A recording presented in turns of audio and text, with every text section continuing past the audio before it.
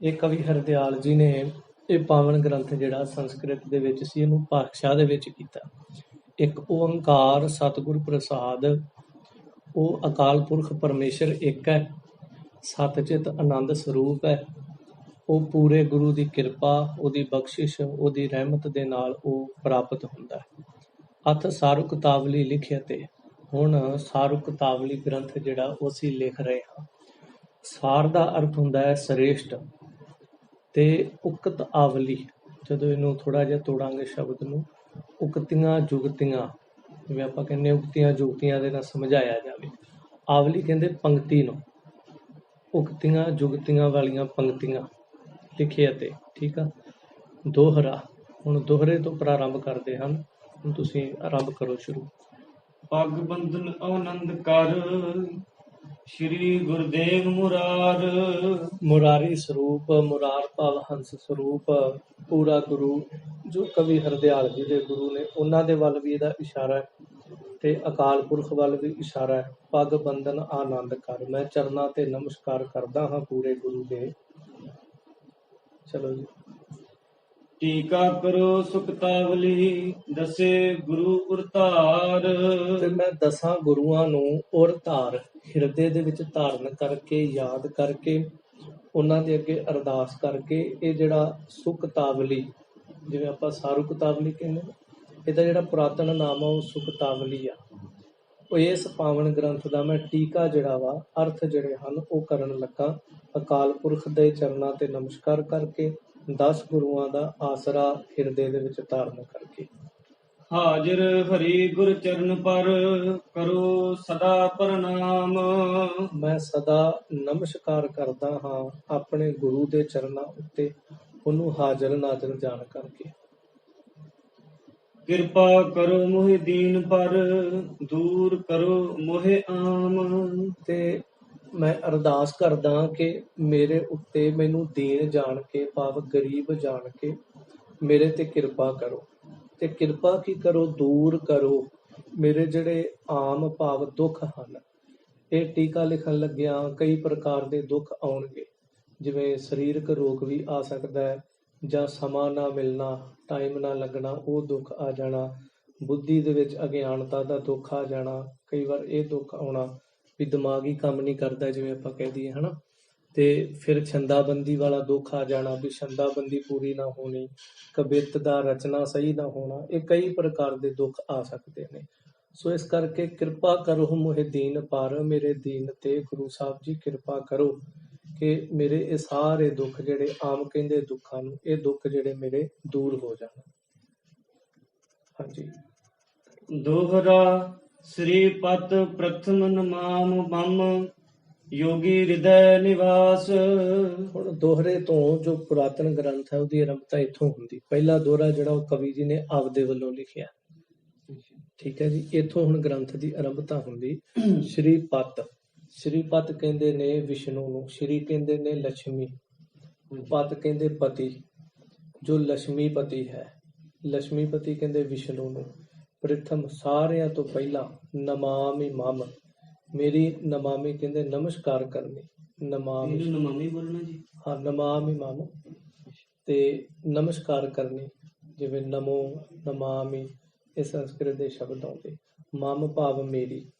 ਯੋਗੀ ਹਿਰਦੈ ਨਿਵਾਸ, ਜਿਹੜਾ ਯੋਗੀਆਂ ਦੇ ਹਿਰਦੇ ਵਿੱਚ ਨਿਵਾਸ ਕਰਦਾ ਹੈ, ਭਾਵ ਜਿਹੜੇ ਯੋਗੀ ਲੋਕ, ਜੋਗੀ ਜੋ ਸੰਸਾਰ ਵੱਲੋਂ ਉਦਾਸ, ਵੈਰਾਗਵਾਨ ਜਾਂ ਯੋਗ ਸਾਧਨਾ ਕਰਨ ਵਾਲੇ, ਉਹਨਾਂ ਦੇ ਹਿਰਦਿਆਂ 'ਚ ਨਿਵਾਸ ਕਰਦਾ ਹੈ। ਫਿਰ ਇੱਥੇ ਪ੍ਰਸ਼ਨ ਆਉਂਦਾ ਹੈ ਕਿ ਉਹ ਸਿਰਫ ਯੋਗੀਆਂ ਦੇ ਹਿਰਦੇ 'ਚ ਹੀ ਰਹਿੰਦਾ, ਜਿਹੜੇ ਆਮ ਲੋਕ ਨੇ ਉਹਨਾਂ ਦੇ ਹਿਰਦੇ 'ਚ ਨਹੀਂ ਰਹਿੰਦਾ? ਰੱਬ ਤੇ ਸਾਰਿਆਂ ਦੇ ਵਿੱਚ ਹੀ ਹੈ। ਇੱਥੇ ਫਿਰ ਪ੍ਰਸ਼ਨ ਕਰਕੇ ਅਗਲੀ ਪੰਕਤੀ ਵਿੱਚ ਆਪ ਹੀ ਉੱਤਰ ਦਿੰਦੇ ਆ, ਫਿਰ ਲਿਖਦੇ ਹਨ। ਹਾਂਜੀ। ਭੋਗੀ ਹਿਰਦੈ ਉਦਾਸ ਜੋ, ਵੈ ਮਮ ਸੁਮਤ ਪ੍ਰਗਾਸ। ਉਹ ਜੋਗੀਆਂ ਦੇ ਹਿਰਦੇ 'ਚ ਬੜਾ ਖੁਸ਼ ਹੈ, ਤੇ ਭੋਗੀ ਭਾਵ ਜੋ ਭੋਗਾਂ ਨੂੰ ਭੋਗਣ ਵਾਲੇ, ਇੱਕ ਭੋਗੀ ਗ੍ਰਸਤੀ ਨੂੰ ਕਹਿੰਦੇ ਨੇ, ਇੱਕ ਭੋਗੀ ਜਿਹੜਾ ਸਿਰਫ ਪਦਾਰਥਾਂ ਨੂੰ ਭੋਗਦਾ ਹੈ। ਜ਼ਰੂਰੀ ਨਹੀਂ ਉਹ ਗ੍ਰਸਤੀ ਹੋਵੇ, ਸਿਰਫ ਪਦਾਰਥਾਂ ਨੂੰ ਭੋਗਦਾ, ਸਾਰੀ ਉਮਰ ਪਦਾਰਥ ਹੰਡਾਉਂਦਾ ਹੈ। ਇੱਕ ਵਿਸ਼ਿਆਂ ਨੂੰ ਭੋਗਣ ਵਾਲਾ, ਇਹ ਸਾਰੇ ਭੋਗੀ ਨੇ। ਇਹਨਾਂ ਦੇ ਹਿਰਦੇ ਵਿੱਚ ਵੀ ਉਹ ਵਿਸ਼ਨੂੰ, ਉਹ ਪਰਮਾਤਮਾ ਹੈ, ਪਰ ਉਦਾਸ ਹੋ ਕਰਕੇ ਰਹਿੰਦਾ ਇਹਨਾਂ ਦੇ ਹਿਰਦੇ 'ਚ, ਕਿਉਂਕਿ ਇਹ ਬੰਦਗੀ ਨਹੀਂ ਕਰਦੇ, ਉਹਨੂੰ ਯਾਦ ਨਹੀਂ ਕਰਦੇ। ਆਤਮਾ ਸਰੂਪ ਉਹ ਸਾਰਿਆਂ 'ਚ ਹੀ ਹੈ। ਵੈ ਮਮ, ਉਹ ਜੋ ਵਿਸ਼ਨੂੰ ਹੈ, ਮਮ ਮੇਰੀ ਸੁਮਤ ਪ੍ਰਕਾਸ਼, ਮੈਨੂੰ ਸ੍ਰੇਸ਼ਟ ਮਤ ਦਾ ਪ੍ਰਕਾਸ਼ ਦੇਣ। ਇੱਕ ਮਤ ਹੁੰਦੀ, ਇੱਕ ਸ੍ਰੇਸ਼ਟ ਮਤ ਹੁੰਦੀ ਨਾ, ਜਿਵੇਂ ਫਲ ਤੇ ਸੋ ਫਲ, ਸ੍ਰੇਸ਼ਟ ਫਲ ਹੋ ਗਿਆ। ਪ੍ਰਕਾਸ਼ ਮੈਨੂੰ ਮੇਰੀ ਮਤ ਦੇ ਵਿੱਚ ਸ੍ਰੇਸ਼ਟ ਮਤ ਦਾ, ਸ੍ਰੇਸ਼ਟ ਬੁੱਧੀ ਦਾ ਪ੍ਰਕਾਸ਼ ਕਰਨ। ਇਸ ਕਰਕੇ ਮੈਂ ਸਾਰਿਆਂ ਤੋਂ ਪਹਿਲਾਂ ਵਿਸ਼ਨੂੰ ਦੇ ਚਰਨਾਂ 'ਚ ਨਮਸਕਾਰ ਕਰਦਾ ਹਾਂ। ਦਵਈਆ ਛੰਦ ਗਣਪਤ ਨ੍ਰਿਪਵਤ, ਭਗਤ ਪ੍ਰਜਾ ਕੇ ਨਮੋ ਕਣੰਕਰ ਅੰਗੀਕਾਰ। ਇੱਥੇ ਹੁਣ ਦਵਈਆ ਛੰਦ ਦੇ ਵਿੱਚ ਗਣੇਸ਼ ਜੀ ਦਾ ਮੰਗਲ ਕੀਤਾ ਹੈ, ਕਿਉਂਕਿ ਜੋ ਹਿੰਦੂ ਧਰਮ ਦੇ ਵਿੱਚ ਕੋਈ ਵੀ ਕਾਰਜ ਜਦੋਂ ਆਰੰਭ ਕਰਦੇ ਸੀ, ਭਾਵੇਂ ਉਹ ਦੁਕਾਨ ਦਾ ਕਰਨ ਜਾਂ ਕੋਈ ਗ੍ਰੰਥ ਲਿਖਣ, ਕੋਈ ਘਰ ਦੇ ਵਿੱਚ ਪੂਜਾ ਪਾਠ ਸ਼ੁਰੂ ਕਰਨ, ਸਾਰਿਆਂ ਤੋਂ ਪਹਿਲਾਂ ਗਣੇਸ਼ ਦਾ ਮੰਗਲ ਹੀ ਕਰਦੇ ਅੱਜ ਵੀ। ਸੋ ਇਸ ਕਰਕੇ ਇਸ ਗ੍ਰੰਥ ਦੇ ਵਿੱਚ ਸਭ ਤੋਂ ਪਹਿਲਾਂ ਗਣੇਸ਼ ਦਾ ਮੰਗਲ ਹੈ, ਪਹਿਲਾਂ ਵਿਸ਼ਨੂੰ ਦਾ, ਫਿਰ ਗਣੇਸ਼ ਦਾ। ਗਣੇਸ਼ ਨੂੰ ਇੱਕ ਰਾਜੇ ਦੀ ਤਰ੍ਹਾਂ ਮੰਨਿਆ ਗਿਆ। ਅੱਜ ਵੀ ਉਹਨੂੰ ਰਾਜਾ ਕਰਕੇ ਹੀ ਉਹਦੀ ਪੂਜਾ ਕੀਤੀ ਜਾਂਦੀ ਹੈ, ਇੱਧਰ ਮੁੰਬਈ ਵਾਲੇ ਪਾਸੇ 'ਚ ਵੀ, ਹੋਰ ਵੀ ਸਾਰੇ ਹਿੰਦੂ ਧਰਮ ਦੇ ਵਿੱਚ। ਤੇ ਹੁਣ ਕਹਿੰਦੇ ਵੀ ਜਿਹੜਾ ਰਾਜਾ ਹੁੰਦਾ ਉਹ ਤਾਂ ਆਪਣੀ ਪ੍ਰਜਾ ਦੀ ਰਾਖੀ ਕਰਦਾ। ਪ੍ਰਜਾ ਜਿਹੜੀ ਹੈ ਰਾਜੇ ਨੂੰ ਟੈਕਸ ਭਰਦੀ ਹੈ, ਫਿਰ ਉਹ ਪ੍ਰਜਾ ਨੂੰ ਕਈ ਤਰ੍ਹਾਂ ਦੇ ਡਾਕੂਆਂ ਚੋਰਾਂ ਤੋਂ ਬਚਾਉਂਦਾ ਹੈ। ਤੇ ਗਣੇਸ਼ ਮਤਲਬ ਕਿਸ ਤਰ੍ਹਾਂ ਤੁਸੀਂ ਰਾਜਾ ਕਹਿ ਦਿੱਤਾ ਉਹਨੂੰ, ਇਹ ਤੂੰ ਸਪਸ਼ਟ ਕਰੋ। ਤਾਂ ਫਿਰ ਉਹ ਅਰਥ ਕਰਦੇ ਆ, ਕਹਿੰਦੇ ਗਣਪਤ ਨ੍ਰਿਪਵਤ, ਗਣਪਤ ਸਾਰੇ ਗਣਾਂ ਦਾ ਪਤ, ਮੁਖੀ ਤਿੰਨ ਅੱਖਰਾਂ ਦੇ ਸਮੂਹ ਨੂੰ ਗਣ ਕਹਿੰਦੇ ਨੇ। ਜਿਵੇਂ ਇੱਕ ਇਕੱਲਾ ਅੱਖਰ ਹੋਵੇ ਉਹਨੂੰ ਆਪਾਂ ਕੋਈ ਅਰਥ ਨਹੀਂ ਕਰ ਸਕਦੇ, ਤਿੰਨ ਅੱਖਰਾਂ ਦਾ ਸਮੂਹ ਹੋਵੇ ਉਹਦਾ ਗਣ ਬਣਦਾ ਹੈ। ਇਸੇ ਤਰ੍ਹਾਂ ਫਿਰ ਕਈ ਗਣ ਅੱਖਰਾਂ ਦੇ ਸਮੂਹ ਹੋ ਗਏ, ਫਿਰ ਦੇਵਤਿਆਂ ਦੇ ਸਮੂਹ ਹੋ ਗਏ, ਫਿਰ ਸ਼ਕਤੀਆਂ ਦੇ ਸਮੂਹ ਹੋ ਗਏ। ਗਣਪਤ ਇਹਨਾਂ ਸਾਰਿਆਂ ਦਾ ਜਿਹੜਾ ਮੁਖੀ ਹੈ ਗਣੇਸ਼। ਫਿਰ ਨ੍ਰਿਪਵਤ, ਉਹ ਰਾਜੇ ਦੇ ਸਮਾਨ ਭਗਤ ਪ੍ਰਜਾ ਕੇ। ਉਹ ਜੇ ਹੁਣ ਤੁਸੀਂ ਪੁੱਛੋ ਵੀ ਉਹਦੀ ਪ੍ਰਜਾ ਕਿਹੜੀ, ਤਾਂ ਕਵੀ ਜੀ ਕਹਿੰਦੇ ਜਿਹੜੇ ਭਗਤ ਉਹਨੂੰ ਮੰਨਣ ਵਾਲੇ ਨੇ ਉਹਦੀ ਪ੍ਰਜਾ ਹੈ, ਜਿਵੇਂ ਰਾਜੇ ਦੀ ਪ੍ਰਜਾ ਹੁੰਦੀ ਹੈ। ਫਿਰ ਕਹਿੰਦੇ ਰਾਜਾ ਤੇ ਟੈਕਸ ਲੈਂਦਾ, ਤੇ ਗਣੇਸ਼ ਕਾਹਦਾ ਟੈਕਸ ਲਊਗਾ। ਨਮੋ ਕਣੰਕਰ ਅੰਗੀਕਾਰ, ਨਮਸਕਾਰ ਕਣੰਕਰ ਕਹਿੰਦੇ ਟੈਕਸ ਨੂੰ, ਕਰ ਨੂੰ। ਉਹ ਆਪਣੇ ਭਗਤਾਂ ਤੋਂ ਨਮਸਕਾਰ ਰੂਪੀ ਟੈਕਸ ਲੈਂਦਾ ਹੈ ਤੇ ਉਹਨੂੰ ਹੀ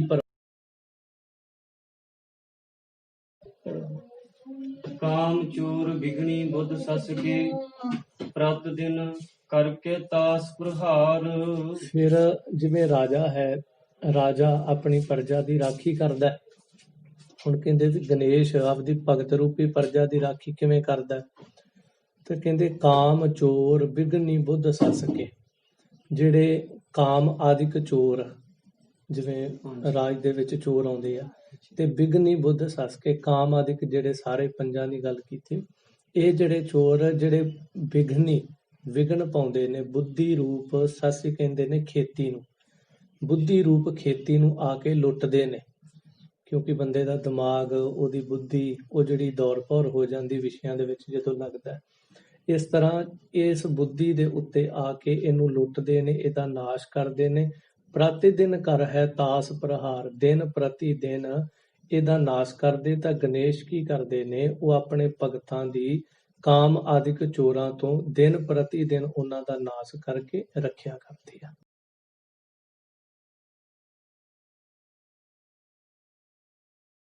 ਮਤਲਬ ਪ੍ਰਤੀ ਦਿਨ ਪ੍ਰਹਾਰ, ਉਹਨਾਂ ਨੂੰ ਕਾਮ ਆਦਿਕ ਨੂੰ ਮਾਰ ਕੇ ਆਪਣੇ ਜਿਹੜੇ ਸੇਵਕ ਭਗਤ ਨੇ ਉਹਨਾਂ ਦੀ ਰਾਖੀ ਕਰਦੇ ਨੇ।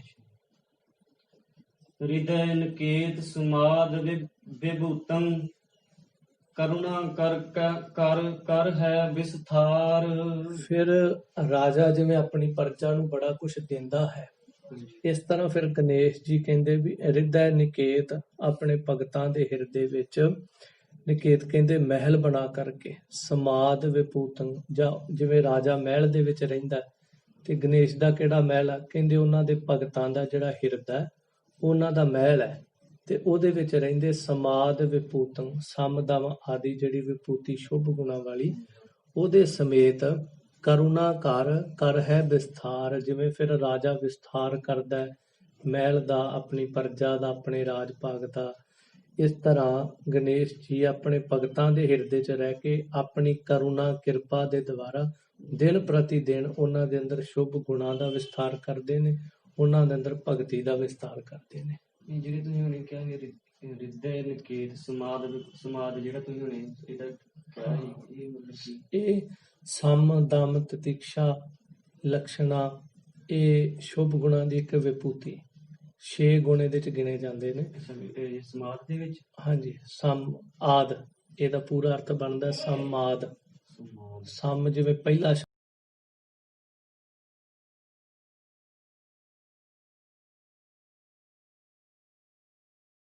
ਪਹਿਲਾ, ਫਿਰ ਦਮ, ਸ਼ਰਧਾ, ਤਤੀਕਸ਼ਾ, ਇਹ 6 ਜਿਹੜੇ ਸਮਦਮ ਦੰਡ ਭੇਦ ਉਹ ਕੁਝ ਹੋਰ ਨੇ। ਉਹ ਅਲੱਗ ਚੀਜ਼ ਆ, ਉਹ ਰਾਜਨੀਤੀ ਦੇ ਆ। ਇਹ ਜਿਹੜੇ ਭਗਤੀ ਦੇ ਆ ਜਾਂਦੇ ਇਹ ਸ਼ੁਭ ਗੁਣਾਂ ਚ ਗਿਣੇ ਸ਼ੁਭ ਜਾਂਦੇ। ਠੀਕ। ਤਾਤੇ ਮੈਂ ਤੇ ਕਰੁਣਾ ਕਰ ਕਉ ਕਰੋ ਅਨੇਕ ਸੁਭਾਵ ਜੁਹਾਰ। ਤਾਂ ਤੇ ਕਵੀ ਜੀ ਕਹਿੰਦੇ ਤਿਸ ਕਰਕੇ, ਭਾਵ ਤਾਂ ਤੇ ਜਿਵੇਂ ਆਪਾਮ ਸ਼ਬਦ ਵਰਤਦੇ, ਮੈਂ ਤਿਹ ਕਰੁਣਾ ਕਰ ਕਉ, ਮੈਂ ਉਸ ਕਿਰਪਾ ਦੇ ਘਰ ਗਣੇਸ਼ ਜੀ ਨੂੰ ਕਰੂੰ ਅਨੇਕਾਂ ਪ੍ਰਕਾਰ ਦੇ ਨਾਲ ਸੁਭਾਵ ਜੁਹਾਰ, ਜੁਹਾਰ ਦਾ ਅਰਥ ਹੁੰਦਾ ਨਮਸਕਾਰ, ਸੁਭਾਵ ਸ੍ਰੇਸ਼ਟ ਭਾਵਨਾ ਦੇ ਨਾਲ, ਅਨੇਕਾਂ ਪ੍ਰਕਾਰ ਦੇ ਨਾਲ। ਜਿਵੇਂ ਨਮਸਕਾਰ ਕਰਨ ਦੇ ਕਈ ਤਰੀਕੇ, ਕੋਈ ਲੰਮਾ ਪੈ ਕੇ ਨਮਸਕਾਰ ਕਰਦਾ ਹੈ, ਕੋਈ ਹੱਥ ਜੋੜ ਕੇ ਕਰਦਾ ਹੈ, ਹਿੰਦੂ ਧਰਮ 'ਚ ਕੋਈ ਬਾਹਾਂ ਪਿੱਛੀਆਂ ਕਰਕੇ ਕਰਦਾ ਹੈ, ਕੋਈ ਹੱਥ ਤਾਂ ਨੂੰ ਕਰਕੇ ਕਰਦਾ ਹੈ ਨਾ। ਇਸ ਤਰ੍ਹਾਂ ਮੈਂ ਅਨੇਕਾਂ ਪ੍ਰਕਾਰ ਦੇ ਨਾਲ ਭਗਤੀ ਭਾਵ ਦੇ ਨਾਲ ਉਹਨਾਂ ਨੂੰ ਨਮਸਕਾਰ ਕਰਦਾ ਹਾਂ। ਅੱਗੇ ਹੀ ਪੜ੍ਹੀਏ। ਹਾਂਜੀ, ਪੜ੍ਹ ਲਓ। ਮੈਂ ਥੋੜਾ ਜਿਹਾ ਕਰੀਏ, ਇੱਥੋਂ ਤੱਕ ਕਰ ਲਈਏ। ਆ 3 ਕਰ ਲਓ ਫਿਰ ਸਰਸਵਤੀ ਦਾ। ਭੁਜੰਗ ਪ੍ਰਿਆਤ ਛੰਦ ਨਮੋ ਸਾਰਦਾ ਮਾਤ ਵਿਦਿਆ ਪ੍ਰਦਾਨੀ। ਫਿਰ ਅੱਗੇ ਸਰਸਵਤੀ ਦਾ ਮੰਗਲ ਕਰਦੇ, ਕਿਉਂਕਿ ਸਰਸਵਤੀ ਨੂੰ ਵਿਦਿਆ ਦੀ ਤੇ ਸੰਗੀਤ ਦੀ ਦਾਤੀ ਮੰਨਿਆ। ਸੰਗੀਤ ਦੇ ਵਿੱਚ ਵੀ ਸਾਰਦਾ ਮਤਲਬ ਸਰਸਵਤੀ, ਹਾਂ, ਸ਼ਾਰਦਾ ਉਹ ਸਰਸਵਤੀ ਦਾ ਨਾਮ ਆ। ਤੇ ਨਮੋ ਦਾ ਮਤਲਬ ਨਮਸਕਾਰ ਕਰਨੀ। ਉਹਨੂੰ ਸੰਗੀਤ ਦੀ ਤੇ ਵਿਦਿਆ ਦੀ ਦਾਤੀ ਮੰਨਦੇ। ਭੁਜੰਗ ਪ੍ਰਿਆਤ ਛੰਦ, ਭੁਜੰਗ ਕਹਿੰਦੇ ਸੱਪ ਨੂੰ, ਅੱਛਾ ਜੀ। ਤੇ ਸੱਪ ਦੀ ਚਾਲ ਵਾਲਾ ਛੰਦ ਜਾਪ ਸਾਹਿਬ ਦੇ ਵਿੱਚ ਵੀ ਆਉਂਦੇ ਨਾ। ਪ੍ਰਿਆਤ ਮਤਲਬ ਉਹਦਾ ਨਾਮ ਆ ਪ੍ਰਿਆਤ ਛੰਦ, ਚਾਲ। ਠੀਕ ਹੈ।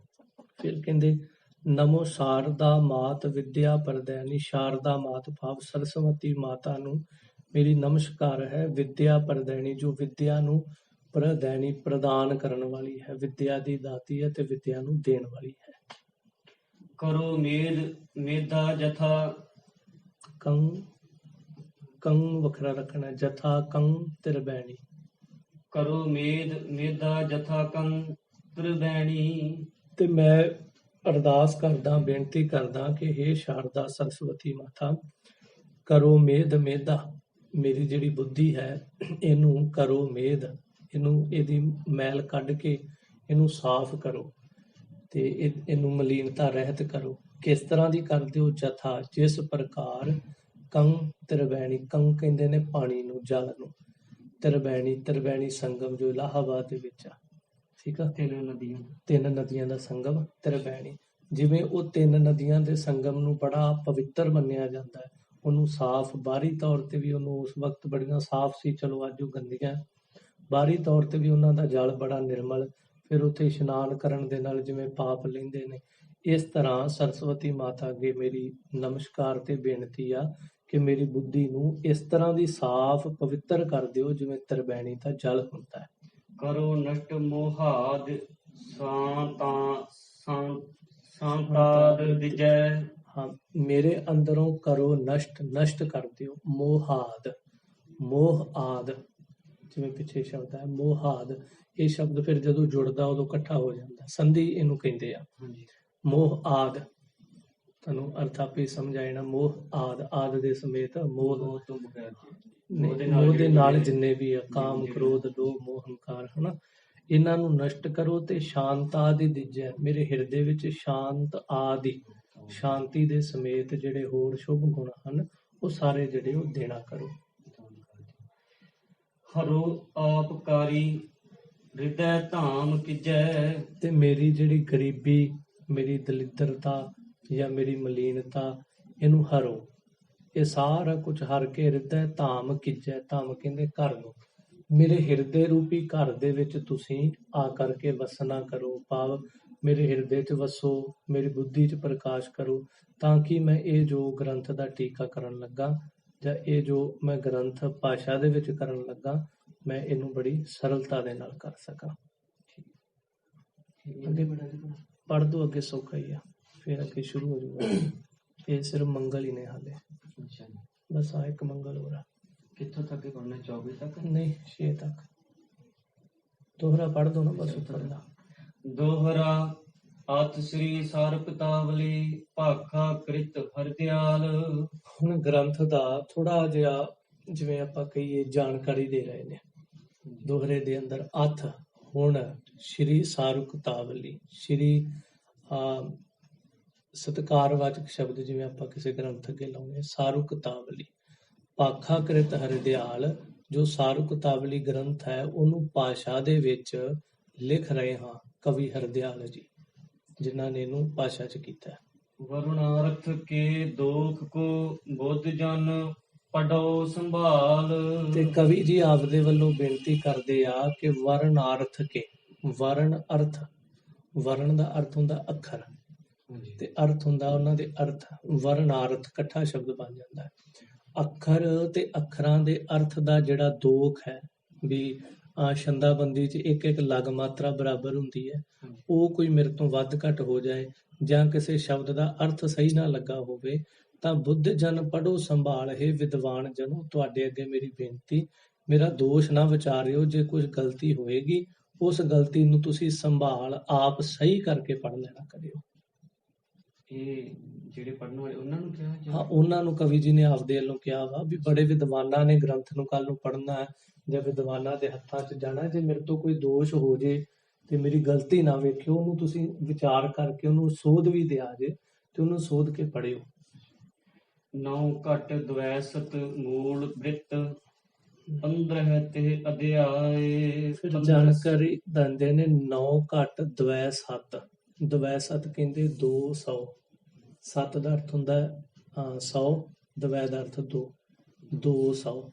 9 ਘਟ, 200 ਦੇ ਵਿੱਚੋਂ 9 ਘਟਾ ਦਈਏ ਤਾਂ 191 ਰਹਿ ਜਾਂਦੇ, ਠੀਕ ਆ।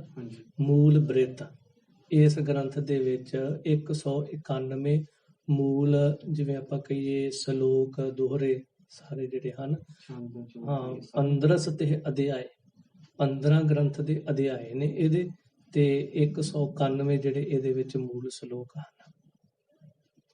ਚਲੋ, ਕੰਠ ਧਰੇ ਜੜਤਾ ਹਰੇ, ਮੰਗਲ ਆਂਗ ਲਗਾਏ। ਤੇ ਜੋ ਕੰਠ ਕਰੇਗਾ ਇਹਨੂੰ, ਇਸ ਗ੍ਰੰਥ ਨੂੰ, ਇਹਨਾਂ ਸ਼ਲੋਕਾਂ ਨੂੰ, ਜੜਤਾ ਹਰੇ, ਉਹ ਬੁੱਧੀ ਦੀ ਜਿਹੜੀ ਜੜਤਾ ਹੈ, ਜਿਵੇਂ ਦਿਮਾਗ ਦੀ ਅਗਿਆਨਤਾ, ਜੜ ਬੁੱਧੀ ਹੁੰਦੀ ਨਾ, ਜਿਹਨੂੰ ਕੁਝ ਸਮਝ ਨਹੀਂ ਆਉਂਦਾ ਆਪਾਂ ਕਹਿੰਦੇ ਜੜਤਾ ਬੁੱਧੀ, ਇਹਦੀ ਪੱਥਰ ਬੁੱਧੀ, ਤੇਲੀਆ ਬੁੱਧੀ, ਜੜਤਾ ਬੁੱਧੀ, ਇਹ 3 ਤਰ੍ਹਾਂ ਦੀ ਬੁੱਧੀ ਮੰਨੀ ਜਾਂਦੀ ਆ। ਤੇ ਉਸ ਬੁੱਧੀ ਦੀ ਜੜਤਾ ਜਿਹੜੀ ਹੈ, ਅਗਿਆਨਤਾ ਜਿਹੜੀ, ਉਹਨੂੰ ਹਰ ਲਏਗਾ, ਖਤਮ ਕਰ ਦੇਗਾ ਜਿਹੜਾ ਇਸ ਗ੍ਰੰਥ ਨੂੰ ਬੜੇ ਧਿਆਨ ਨਾਲ ਪੜ੍ਹੇਗਾ, ਇਹਨੂੰ ਯਾਦ ਕਰੇਗਾ, ਕੰਠ ਧਾਰਨ ਕਰੇਗਾ। ਮੰਗਲ ਅੰਗ ਲੰਘਾਏ, ਉਹਨੂੰ ਮੰਗਲ ਭਾਵ ਇਹ ਗ੍ਰੰਥ ਜਿਹੜਾ ਉਹਨੂੰ ਖੁਸ਼ੀ ਦੇਵੇਗਾ, ਅੰਗ ਉਹਦੇ ਹਿਰਦੇ ਅੰਦਰ, ਉਹਨੂੰ ਸਰੀਰਕ ਤੌਰ ਤੇ ਵੀ ਖੁਸ਼ੀ ਮਿਲੇਗੀ, ਉਹਨੂੰ ਸਤਿਕਾਰ ਮਿਲੇਗਾ ਦੁਨੀਆ ਦੇ ਵਿੱਚ, ਫਿਰ ਉਹਨੂੰ ਜੀਵਨ ਦੇ ਵਿੱਚ ਖੁਸ਼ੀਆਂ ਜਿਹੜੀਆਂ ਹਨ ਉਹਦੇ ਜੀਵਨ ਦੇ ਵਿੱਚ ਅੰਗ ਲਗਾਏ ਉਹਨੂੰ ਪ੍ਰਾਪਤ ਹੋਣਗੀਆਂ। ਜੜਤਾ ਜੀ ਮਤਲਬ ਜੜਤਾ ਬੁੱਧੀ, ਬੁੱਧੀ ਦੀ ਜੜਤਾ ਨੂੰ ਹਰਨਾ, ਜਿਵੇਂ ਜੜ ਬੁੱਧੀ ਇਹ ਹੁੰਦੀ ਹੈ ਇੱਕ ਤੇਲੀਆ ਬੁੱਧੀ, ਇੱਕ ਪੱਥਰ ਬੁੱਧੀ। ਪਾਖਾ ਸਾਰਕਤਾਵਲੀ, ਸਾਰਕਤਵਲੀ ਨਹੀਂ, ਸੁਕਤਾਵਲੀ, ਸਾਰਕਤਾਵਲੀ। ਭਾਸ਼ਾ, ਭਾਖਾ ਕਹਿੰਦੇ ਭਾਸ਼ਾ ਨੂੰ, ਜਿਵੇਂ ਆਪਣੀ ਭਾਸ਼ਾ ਹੁੰਦੀ ਹੈ ਮਾਤਰੀ ਭਾਸ਼ਾ, ਹਨਾ, ਇਹਦੇ ਭਾਸ਼ਾ ਦੇ ਵਿੱਚ ਇਹਦਾ ਨਾਂ ਹੈ ਸਾਰੁਕਤਾਵਲੀ, ਪਰ ਸੂਕਤਾਵਲੀ ਮੂਲ, ਜੋ ਇਹਦਾ ਮੂਲ ਨਾਮ ਆ, ਪੁਰਾਤਨ ਨਾਮ, ਮੁੱਢ ਵਾਲਾ ਨਾਮ ਇਹਦਾ, ਉਹ ਹੈਗਾ ਸੂਕਤਾਵਲੀ, ਜੋ ਇਹਦਾ ਸਭ ਤੋਂ ਪੁਰਾਣਾ ਨਾਮ ਆ ਸੰਸਕ੍ਰਿਤ ਦੇ ਵਿੱਚ। ਕੀਚਕ ਭਾਖੈ ਸਭਾ ਜਿਤ, ਤ੍ਰਿਪਤੀ ਨਾਮ ਅਨੁਕੂਲ। ਕਈ ਲੋਕ ਇਸ ਗ੍ਰੰਥ ਨੂੰ ਸਭਾ ਜਿੱਤ ਗ੍ਰੰਥ ਵੀ ਕਹਿੰਦੇ ਨੇ, ਸਭਾ ਨੂੰ ਜਿੱਤਣ ਵਾਲਾ ਗ੍ਰੰਥ, ਕਿਉਂਕਿ ਇਸ ਗ੍ਰੰਥ ਵਿੱਚ ਬਹੁਤ ਜ਼ਿਆਦਾ ਗਿਆਨ ਹੈ।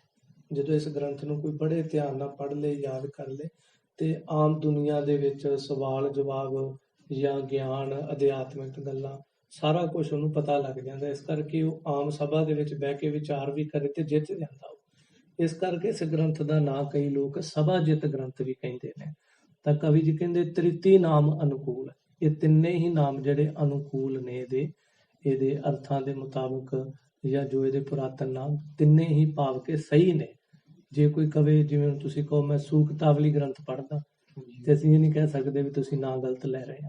ਜੇ ਤੁਸੀਂ ਕਹਿ ਦੋ ਮੈਂ ਸਭਾ ਜਿੱਤ ਗ੍ਰੰਥ ਪੜ੍ਹ ਰਿਹਾ, ਤਾਂ ਵੀ ਗਲਤ ਨਹੀਂ ਆ। ਜੇ ਤੁਸੀਂ ਕਹੋ ਮੈਂ ਸਾਰਕਤਾਵਲੀ ਪੜ੍ਹਦਾ, ਤਾਂ ਵੀ ਗਲਤ ਨਹੀਂ। ਭਾਵ ਇਹ ਤਿੰਨੇ ਹੀ ਨਾਂ ਜਿਹੜੇ ਇਹਦੇ ਅਨੁਕੂਲ ਨੇ, ਤਿੰਨੇ ਹੀ ਨਾਂ ਜਿਹੜੇ ਇਹਦੇ ਸਹੀ ਨੇ। ਇਸ ਤਰ੍ਹਾਂ ਇੱਥੋਂ ਤੱਕ ਗ੍ਰੰਥ ਦੀ ਜਾਣਕਾਰੀ ਤੇ ਮੰਗਲ